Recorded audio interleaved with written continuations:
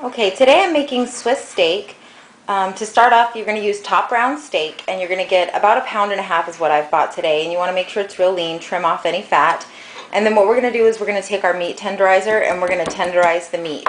If you don't have the actual meat tenderizer tool, you can use a knife is what I've used, and I've just kind of done this. You could get a hammer and take like saran wrap and cover it. But you're going to tenderize the meat, and I actually just rubbed a little bit of this meat tenderizer seasoning into the meat. Then I'm going to cut it up. Okay, as far as seasoning, I'm going to brown the meat now. So all I'm going to do is I'm just going to take some of my Worcestershire and then a little bit of my soy sauce and just kind of put it in here. And then I'm just going to lay the meat in here to just brown each side.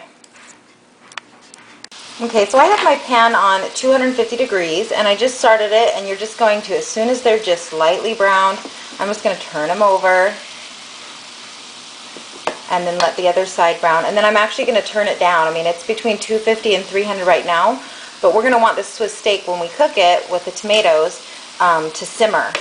So I'm just going to turn all these over, and then we'll add the tomatoes.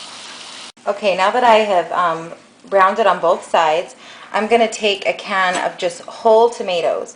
And the reason why I use whole tomatoes is my children actually don't like tomatoes. So if I use something like diced, I've got to pick every little tomato off of their piece of meat when we get ready to eat. So this way I have the whole ones, and it's a lot easier for me to kind of pick them out.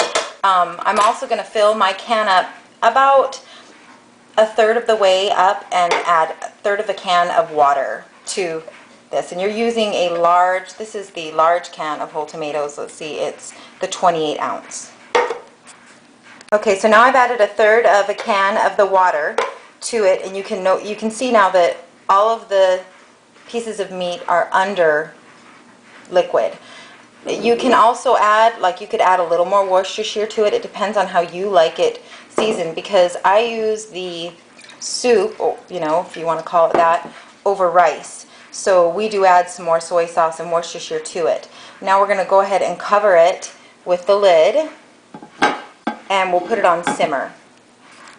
Okay, I just wanted to point out, right now I have it a little bit above the simmer. It's on, you know, right in between, and it's boiling here. And as you can see, kind of the line of how much the water, whoops, steamed it up. But anyways, if you can see the line there, how much the gravy, if you will, it has come down.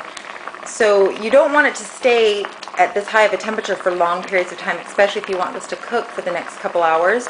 So I just turned it up a little bit for maybe 10 minutes, and I'm going to take it back down to the warm and let it keep cooking. Okay, so I've had it on for about 4 hours now, and I've turned it on, you know, a couple times where I let it boil, but for the most part it's been on simmer. But I want to show you how thick, you know, the sauce is going to, you know, it's a little bit thicker now. And then also just how tender the meat is. You can just, you know, break it off. So that's the great thing about using the skillet here for it. And that's it. Okay, so what I did was I went ahead and I weighed out my rice and my top round steak, and then I added just a little tomato here, and then I took some of the sauce, just a little bit of the sauce from the tomato juice, and poured it over the rice, and it's ready to be eaten.